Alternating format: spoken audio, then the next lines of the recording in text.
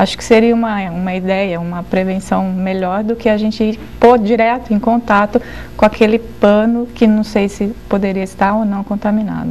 Doutor Gustavo, quanto tempo demora para o indivíduo ser infectado e apresentar os primeiros sinais e sintomas desta doença? Nós sabemos já que a partir do momento do contato, em até 7 dias essa pessoa pode desenvolver sintomas. Além do 7º dia, isso se torna bastante difícil. A média dos casos atendidos até o momento gira em torno de 4 dias, mais ou menos. Então, aquele indivíduo que participou de aglomerações, que esteve aí no meio de muitas pessoas, ele deve ficar bastante atento nos primeiros 4 a 7 dias que ele pode desenvolver essa doença. Exatamente. Lembrando que existem casos de aparecimento de sintomas até no 1º dia depois do contato. Então, realmente, se a pessoa tem uma exposição de risco, ela fique atenta ao aparecimento dos sintomas nos 7 dias seguintes a essa exposição. Em qualquer momento desses, pode começar a vir sintomas e ele deve procurar o médico nesse período. Eu realmente ouvi algumas pessoas dizendo, até profissionais da área, que realmente em 24 horas o indivíduo passa a desenvolver, e diferente daquela gripe que demorava 2, 3 dias para se instalar, que era uma gripe que vinha assim com uma coriza, depois uma febrezinha, essa não, ela é mais intensa. Em 48 horas você já vê o paciente com bastante sintomas. Em 48 horas ele já começa a ter os sintomas mesmo severos. E derruba mesmo o indivíduo. Derruba. É claro que isso está sujeito a várias variações individuais, tem pessoas que sentem mais a gripe e pessoas que sentem um pouco menos. O que nós sabemos é que normalmente aquele paciente que vai evoluir com gravidade, existe uma boa possibilidade de nas primeiras manifestações ele já começar a se sentir mal. Porém, essa avaliação ainda deve ser médica. O paciente deve procurar o médico de forma que ele possa ser orientado e preste mais atenção nesses sintomas, né?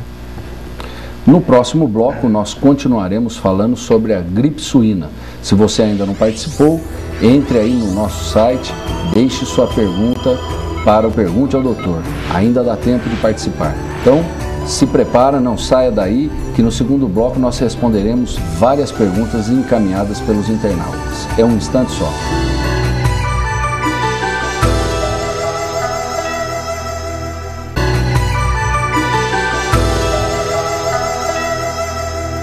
Nesse segundo bloco, nós continuaremos falando sobre a gripe suína. Para falar sobre esse assunto, nós convidamos a médica infectologista, doutora Valéria Aragão. Convidamos também o médico infectologista, doutor Gustavo Kawanami. Nós terminamos o primeiro bloco falando de quanto tempo depois a pessoa começa a apresentar os sintomas da gripe. Ela se infectou, quanto tempo depois ela começa a apresentar os sintomas? Em torno de 4 a 7 dias. E quanto tempo depois que ela teve o contato com o vírus, ela passa também a infectar as outras pessoas, ela passa essa doença para os outros? Quanto tempo depois, doutor Gustavo? Bom, esse é o grande motivo da preocupação, é esse, né? Nós sabemos que aproximadamente 24 horas antes de iniciar sintomas, essa pessoa já pode estar transmitindo a doença. Ou seja, nós temos uma pequena parcela que transmite a doença estando assintomáticos, ou seja, sem sintomas nenhum, né? Então, muitas vezes, esse indivíduo nem sabe que está acometido e está transmitindo esta doença. Exatamente. É por esse motivo que é importante, no momento que nós fazemos a suspeita de um doente, que se preste atenção a todos os contatos que essa pessoa teve nas últimas 24 horas, que uma vez que essas pessoas podem ter sido expostas ao mesmo vírus, né? Por outro lado, nós sabemos também que a mesma coisa acontece no final da doença. Apesar das pessoas, às vezes, desenvolverem sintomas por 5 dias, o adulto comum, sem nenhum tipo de doença, pode transmitir a doença até o 7º dia, contado a partir do início dos sintomas, né?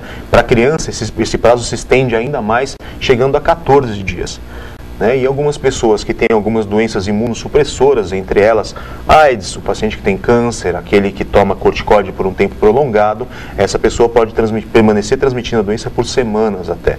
Então, mais um motivo para que se procure o médico e receba as orientações necessárias. Normalmente, o vírus faz um ciclo no nosso organismo. Quantos dias é o ciclo deste vírus, doutora?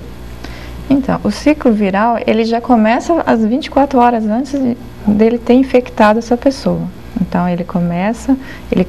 inicialmente começam os sintomas, que vem a febre, vem a tosse, vem a dor de garganta, e isso pode durar até uma semana, né? Que vai coincidir também com o período de transmissão.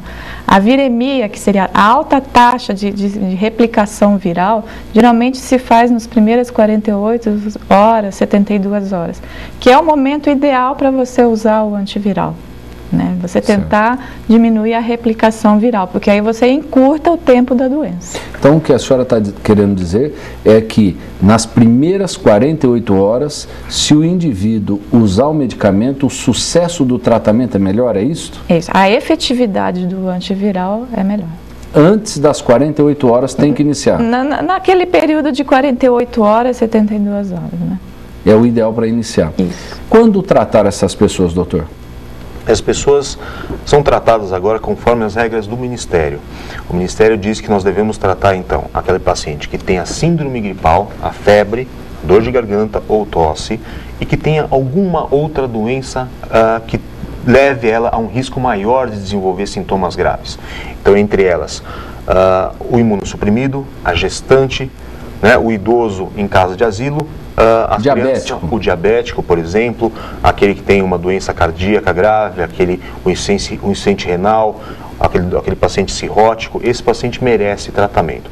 Além desses, a criança menor que 2 anos e o adulto maior que 60 anos merecem tratamento. Além dessa população específica, também aqueles pacientes que desenvolveram a fase grave da doença, é claro que esses também merecem ser tratados. Quando interná-los? Quando você pede para um paciente ficar isolado, internado, e quando tratar em casa? Bom, esses pacientes, a indicação de internação é um paciente que está com febre, tosse e começa a desenvolver falta de ar, tá? Então aí a gente chama de síndrome da doença respiratória aguda grave. Então, esse paciente tem indicação de internação, vai ser colhido o exame do H1N1 para esse paciente e introduzido o antiviral, tá? Os pacientes que têm a síndrome gripal, sem nenhum outro fator de risco, esse pode ficar em casa, tá? Agora, aqueles que têm a síndrome gripal com fator de risco, esses pacientes são notificados à vigilância e a vigilância vai ficar monitorando os sinais de agravamento. Se houver agravamento da doença, esse paciente é internado. Então, na verdade, aquele que complica, que passa a ter essa síndrome respiratória, de insuficiência respiratória, é que é internado. Os demais dá para ser tratado em casa ou monitorado. Nós tivemos recentemente um alarde até, e ficou todo mundo muito preocupado, que uma garota voltando da Flórida, nos Estados Unidos, foi para a Disney, ela teve um quadro gripal lá, passou por um médico nos Estados Unidos e ela veio a óbito no translado dos Estados Unidos para o Brasil. Esta síndrome respiratória pode ser tão rápida assim, doutor? Bom, essa síndrome respiratória pode ter um curso rápido assim, uma vez que nós sabemos que o vírus, diferente do vírus da gripe convencional, esse vírus ele tem uma preferência para atacar pulmão realmente, né? O vírus da gripe convencional costuma ter um quadro um pouco mais alto de nariz e rinofaringe. Esse caso especificamente, as informações estão bastante truncadas, é um pouco difícil falar alguma coisa com certeza, né? Mas nós temos que lembrar que o voo Europa-Brasil, o voo Estados Unidos-Brasil é um voo bastante longo, né? E que pode ter exposto várias outras pessoas ali dentro.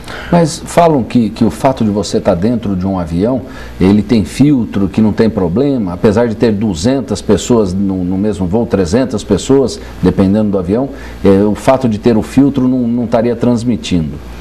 Bom, nós temos que lembrar que assim, a transmissão da doença é por gotículas. Levando isso em consideração, essas pequenas partículas de líquido guardam no seu interior uma quantidade bastante grande de vírus.